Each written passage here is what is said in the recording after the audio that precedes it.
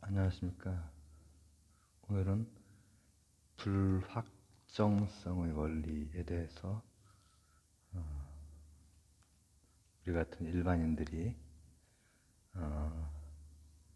소화할 수 있는 만큼 한번 얘기해 보도록 하겠습니다. 이걸 제가 언제 올리려고 하냐면은 제가 수술을 받고 왔을 때 어디까지 이제 어디까지 성공을 했을지 모르지만 그렇게 어느 정도까지든 됐을 때 이제 잘 하고 왔습니다. 용으로 올릴 거고, 만약에 이제 실패를 하게 되면은, 뭐 회원 게시판이거나 아니면은, 그건 커뮤니티에 딱 그냥 남겨야겠구나. 실패했다라는 건 그냥 짤막하게 남길 건데, 이거는 이제 성공적으로 전체를 다 했을지 아니면은 하다가 어느 정도까지 하다 말았을지 모르지만 치료를 받고, 어, 이게 뭐 사망 위험에 동의를 하고 받는 치료인데 치료 후에 뭐가 올라와야지 지금 어쨌든 별 탈 없이 됐는지 그걸 아실 수가 있으니까 그때 올리려고 좀 미리 찍어 놓습니다. 3주가 남았는데 예, 좀 몸 상태도 그렇고 또 마음적으로 좀 쉽지가 않아가지고 도서관 또 못 오기도 하고 그랬는데 오늘 또 나왔습니다. 오늘은 나와서 지금 하고 있고, 그리고 특히나 불확정성의 원리라고 하는 현대물리에서 가장 중요한 그런 것 중에 하나를 노동용으로 한번 해보는 거죠. 그리고 제가 지금까지 했던 말 이외의 말은 안 쓰면서 할 거고, 최종식 같은 경우에도 어, 델타 x 곱하기 델타 p는 최소한 2분의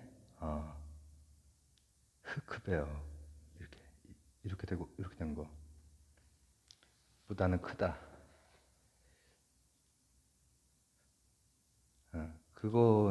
그것도 제가 p 운동량에 대해서 여러 차례 얘기한 적이 있고, x는 그냥 xyz 좌표에서의 x이기 때문에 이거를 고등학교 1학년 수준에서 충분히 설명이 가능할 것 같아요. 중간에 식유도되는 과정 같은 경우도 다 안 볼 거지만은 확률 통계 방식이라든지 부등식 방식 이런 걸로 하는 거기 때문에 그런 노동용입니다. 자, 첫 번째 중요한 것은 불확정성의 원리, 불확실성의 원리랑 다르다. 그거를 불확실성의 원리는 괴대리한 거고요. 수학자. 불확정성의 원리는 기존까지의 물리의 근간을 흔들어 버린 아주 중요한 원리죠. 법칙이 있고 이론이 있고 원리가 있고 한데 법칙은 빼박인 것이고 법칙이랑 이론까지는 많이 이렇게 혼용돼서 쓰이기도 하죠. 근데 이제 원리 이렇게 되는 경우에는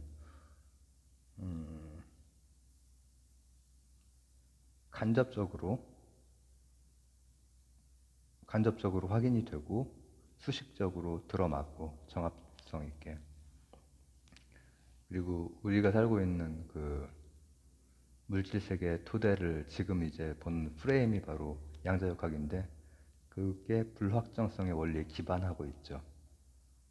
그래서 불확실성의 원리랑은 다른 거예요. uncertainty principle 이렇게 영어로는 그렇게 하죠. 불확정성. 자, 여러분 지금 제가 보이시죠? 화면에서 저 계단 보이세요? 저 계단? 10원짜리가 너무 그래, 큰 걸로 하자. 저 계단이 보이시죠? 저 계단. 물리에서 물리에서 뭔가를 이렇게 보고 하는 거는 뭐냐면은 100원짜리가 있네. 100원짜리 보이시죠? 이렇게 볼 때 이를테면 저 계단이면은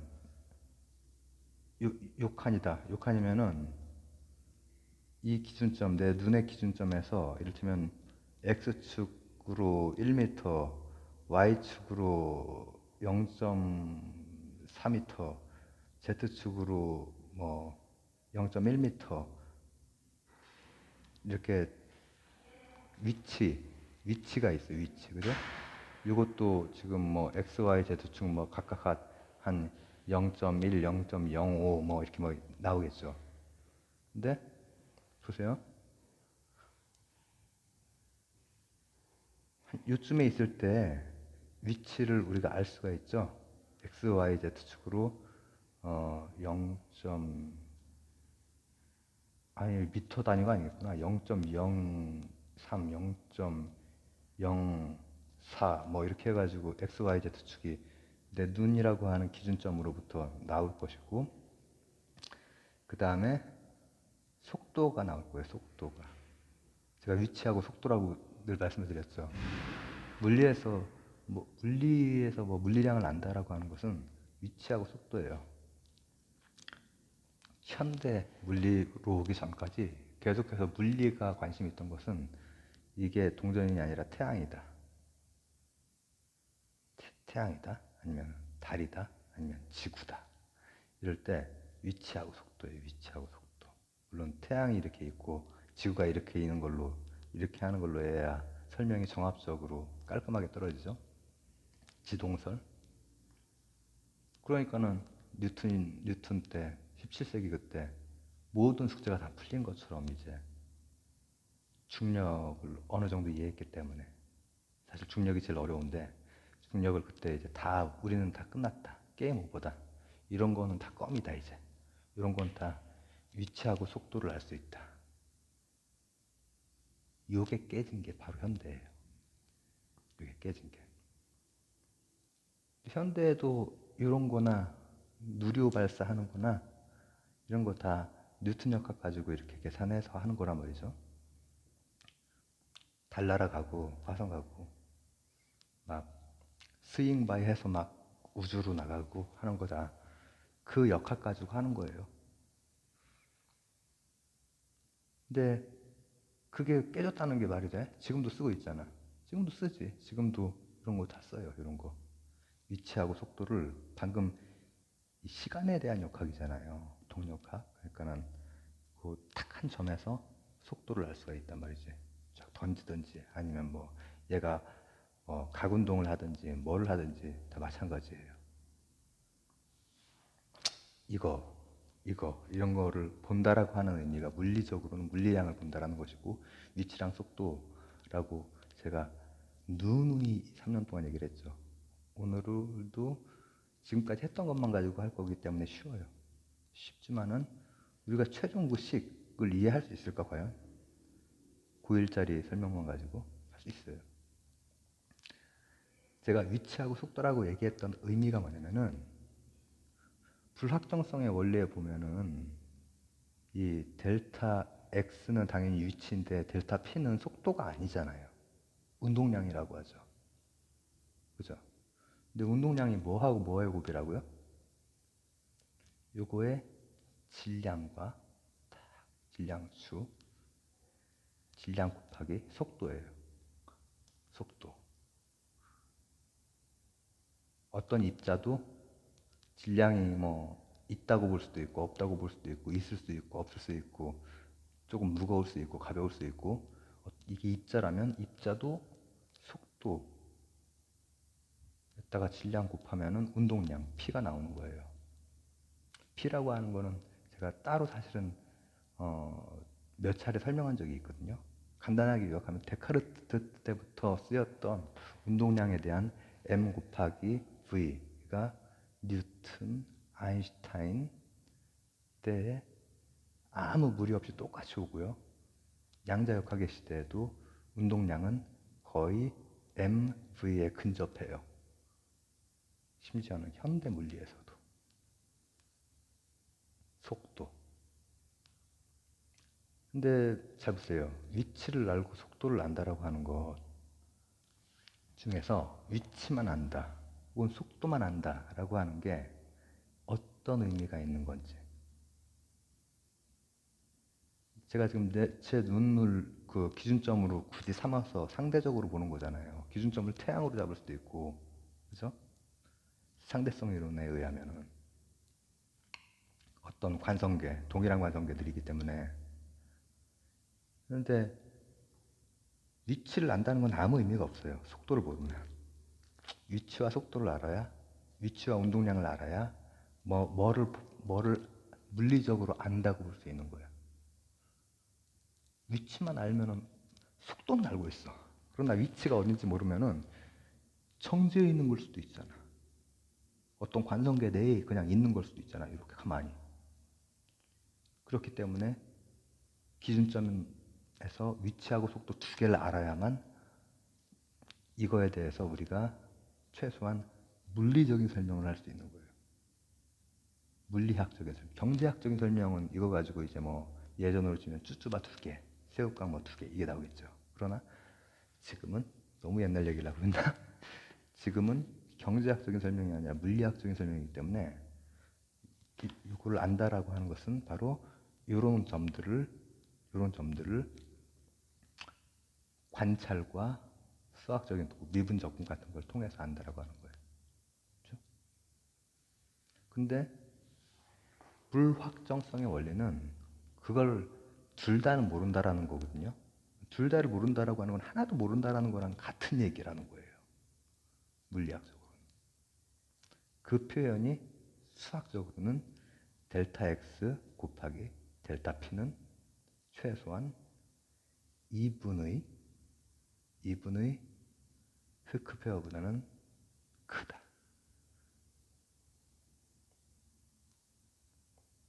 그 h에다가 이렇게 뭐 달린 거 있죠?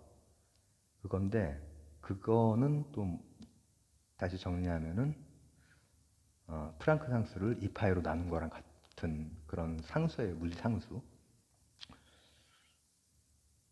근데 이제 그걸 이제 우리가 알고 있는 것만 가지고 지금까지 제가 설명했던 것만 가지고 한번 가능하면 쉽게 한번 가볼게요. 자, 여기에서 수치들 제가 기억하는 단위들이 좀 있거든요. 왜 기억하냐? 저는 평소에 기억 못해요. 뭔 의미가 있는 단위나 숫자는 기억을 하지. 아니면 이렇게 나열돼서 연속되어 있거나 뭐 중요한 것들. 이게 동전이 아니라 전자라고 이제 가정해 볼게요. 전자일 때 위치하고 속도를 구할 수 있느냐. 이 한 100년 전쯤에 근대역학은 발달할 만큼 발달했는데 난관들, 흑체복사, 스펙트럼, 그리고 이제 뭐 보어부터 해서 하이젠베르그, 그 슈레딩거 이렇게 나오고 막 그러던 그 시기 앞뒤로 해서 볼 수 있다. 관측의 정밀도가 높아지면 볼 수 있다. 그래서 여러 실험들이 막 계속해서 했죠. 이걸 본다는 것은 우리가 100원을 보는 거와 전자를 보는 거에 100원은 어떻게 해요? 여러분 보세요. 여기에서 이제 빛이 착, 여러분 이 빛이 착, 이 눈으로 탁 들어가면서 탁 보는 거야. 그럼 내가 이 위치도 알고 얘가 지금 뭐 원운동을 각운동을 하고 있으면 그것도 볼 수가 있어. 그렇죠? 그 얘기는 뭐냐면은 내가 이걸 볼 때 나오는 어떤 에너지가 됐건 빛이 됐건 광양자라고 한번 해볼게요. 그런 거는 광양자가 일단 부닥쳐야 나오잖아. 그거는 얘가 이런 운동을 하는데 거의 엄마야 거의 영향을 주지 않아요. 그렇기 때문에 물리학적으로는 이런 거는 잘해야겠네 이거. 이 100원 소중한 100원 이런 거는 그렇게 보는 거야. 뭐를? 위치와 속도를. 그러나 이게 전자라고 쳐봐. 전자일 때는 광양자가, 여러분 제가 그 좌표축 단계 하나하나씩 낮추는 거 얘기했었죠? 타키온, 타디온, 그리고 극좌표. 왜 델타 X만 있냐면은 그 좌표만 보는 거야. X만 봤을 때 이게 X축에 이렇게 있으면은 요쯤에 있어. 요쯤에 있는데, 그럼 이쪽에서 가속기에서 광양자를 쏴주는 거야. 이게 탁 맞아. 탁 맞으면 돌아오는 걸 보면은 얘가 가지고 있는 위치와 속도를 파악할 수 있을 거다. 이게 현대로 막 넘어올 때 물리학자들이 고민했던 그거란 말이에요. 근데 이렇게 했다가 이렇게 오는데 부닥치는 순간 이게 움직여버려.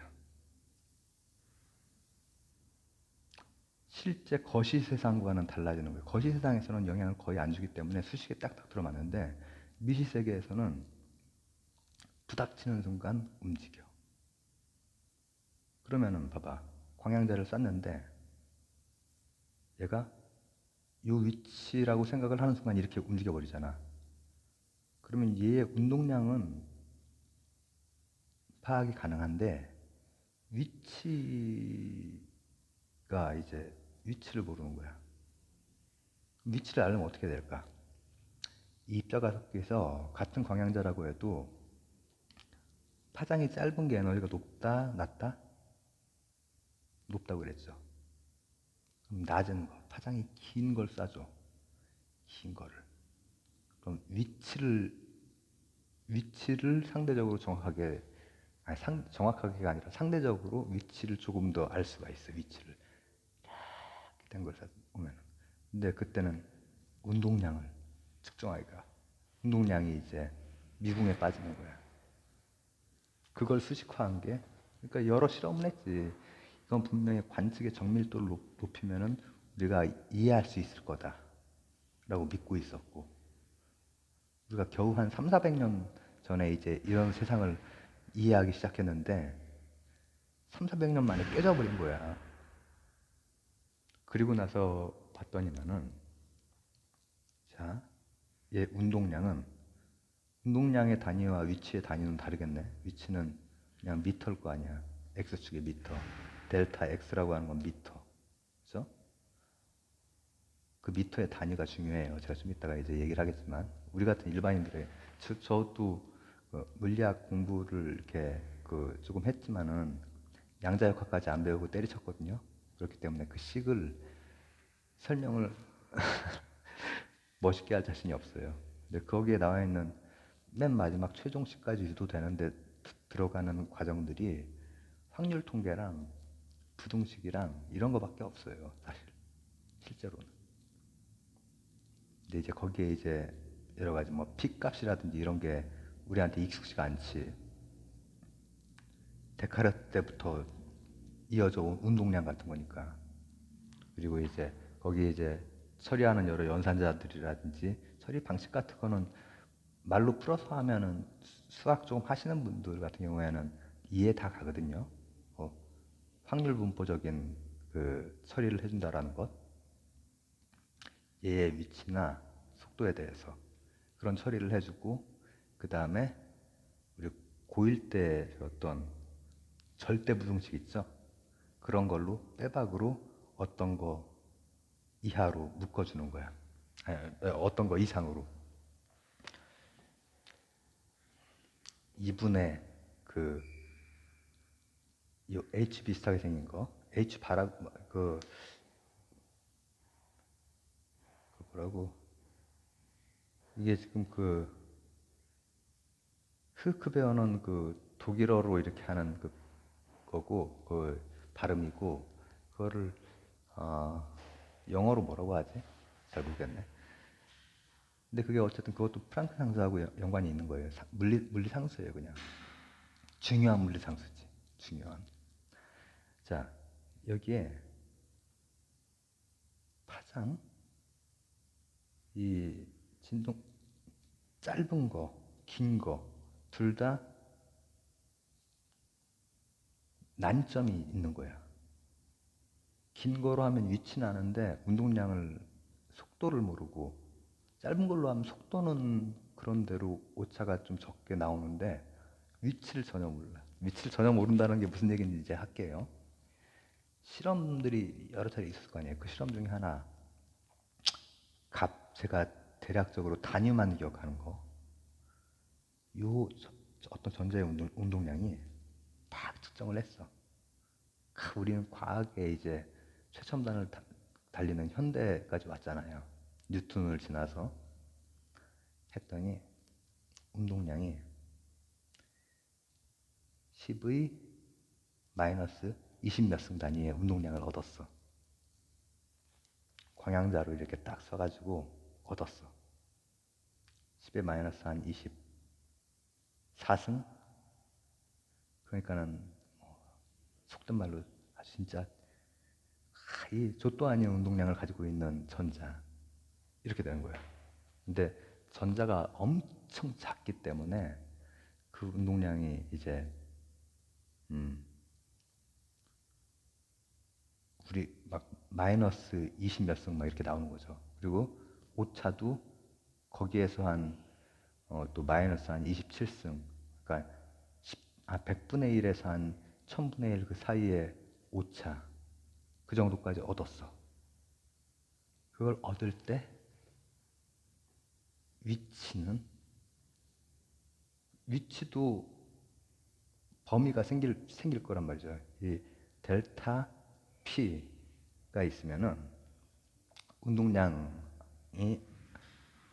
범위가 정해지면은 운동량의 범위를 꽤 잘 잡았어. 파장이 짧았다는 거지, 에너지가 있었다는 거지. 근데 그때 위치 델타 X에 해당되는 거, X축만 생각하는 거예요. 차수 줄이는 거 했잖아요, 우리. X축만 생각했을 때 10의 마이너스 9 단위가 나와. 미터가. 하나는 미터 퍼 세크 제곱이 될 것이고, 운동량에 대한 것은. 그다음 거리에 대한 것은 그냥 미터가 되겠지. 마이너스 9승 미터면 뭐야? 나노미터잖아. 나노미터는 뭐야? 원자가 한 10개는 있어야 되잖아. 지금 이게 전자거든? 전자. 이렇게 된 원자가 지금 이렇게 됐다고 하지만 이거보다 훨씬 크지. 왜냐면은 이거랑 만 배 차이가 나니까. 이런 게 10개. 앞에 또 뭐가 붙어. 그러면 수십 개의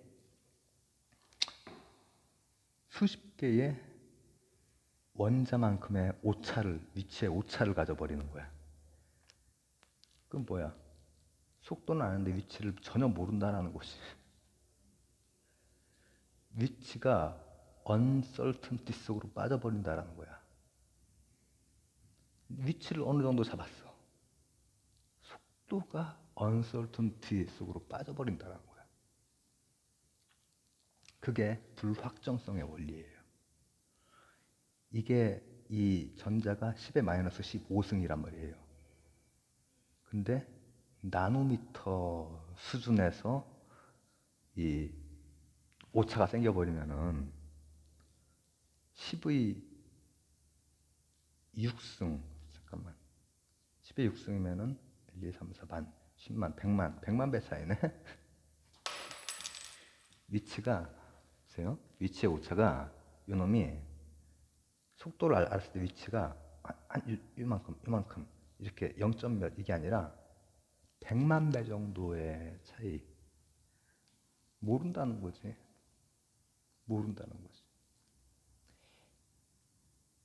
속도를 알면 위치를 모르고, 위치를 알려면 이제 파장이 짧은 거 가지고는 안 돼. 파장이 길어야 돼. 같은 광양자라고 해도 에너지 값은 다를 수 있잖아요. 앞에 것들 조금 들으신 분들이 지금 들으셔야 됩니다. 이게 고1 수준 걸로 제가 지금 하고 있는 거긴 하긴데, 하면서 좀 어려운 것 같네. 파장이 길면은 위치는 어느 정도 측정이 되는데 속도를 전혀 몰라. 그럼 아이고, 이렇게 이놈이 지금 막 난동을 부리고 있잖아, 움직이면서. 이거에 대해서 아무것도 모른다고. 그래서 바로 어, 얘의 그 여러 물리량에 대한 처리들을 확률 통계적으로, 이게 확률 통계가 그래서 이제 확률적인 방식으로 이제 세상을 보는 거, 불연속적으로 보는 거, 이런 것들이 하나의 프레임이 되고 패러다임이 돼버리는 거죠.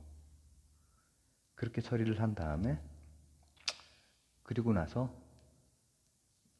그러니까 이 관측과 논리, 관측이 정밀해지면은 볼 수 있을 거라고 생각했는데 그게 안 되는 거야. 그때 논리의 힘을 빌리는 거지.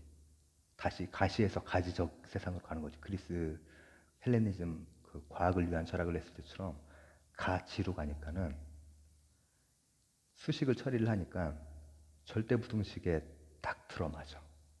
그 절대부등식에 델타 P와 델타 X를 곱했을 때 이건 무조건 2분의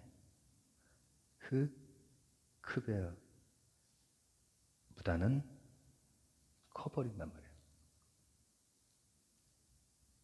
그러면 알 수 없다라는 것이. 이게 바로 불확정성의 원리예요. uncertainty principle.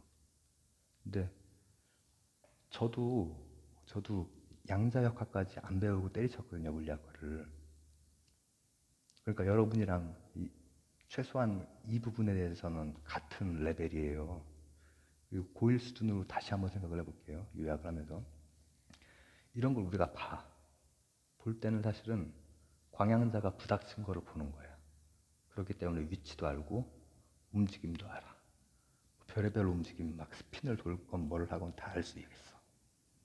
거시 세계에서는. 근데 미시 세계의 입자가 되면은 알 수 있을 것 같았지. 정밀해지고 하면. 그리고 실제로 정밀도에 따라서 이 차이가 있기도 했거든. 그렇기 때문에 끝까지 정밀해지면, 데모크리토스가 끝까지 그 나눌 수 없는 그 어떤 원자를 찾을 수 있다라고 생각했던 것처럼 우리도 그렇게 생각을 했어. 근데 하다 보니까는 가닥이 잡히는 거야. 파장이 짧으면은 밀려나가 버리는 거야. 속도는 아는데 요 위치가 무슨 한 여기에서 한 요 정도? 요 정도? 이게 아니라 나노 수준으로 막 어딘지 전혀 모르는 거죠. 그러니까 실제로는 10의 마이너스 6승 차이면은 10의 마이너스 6승 앞에 또 뭐 숫자가 붙고 하니까는 수백만 배, 이렇게 생긴 거 수백만 개 중에서 어디게 이거란 말이죠. 그러면은 위치를 알려면은 파장이 긴 거, 에너지가 낮은 거, 그런 광양자를 쏴. 위치를 알았어. 속도를 몰라. 그리고 그것에 대해서 가시와 가지를 왔다 갔다 하면서 탐구를 해 나가다가, 우리가 도저히 받아들이긴 되게 힘들지만, 우리가 수백 년 동안 익혀온 세상을 보는 프레임, 패러다임으로 받아들이긴 힘들지만, 입자의 세계는 거시 세계와 완전 다르다. 원칙적으로 물리량을 못 본다. 운동량과 위치를 동시에 측정할 수 없다. 확률과 통계로 우리가, 그리고 불연속적인 세계로 넘어가는 그 계기가 되는 거죠. 그리고 그 유명한 델타 X 곱하기 델타 P, X 위치, 나노미터, 델타 P,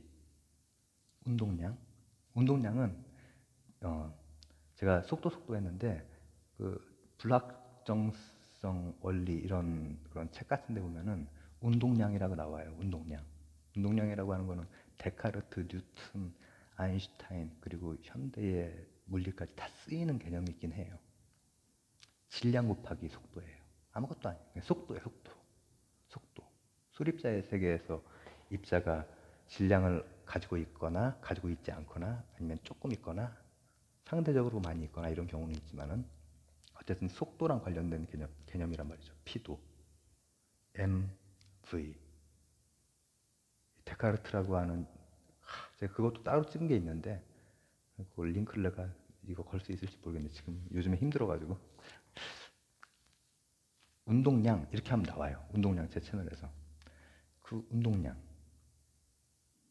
그 델타 값 그리고 그 델타 값은 어떤 특정한 값보다는 커진다는 거예요. 곱을 하면은 그러니까 모른다라는 거예요.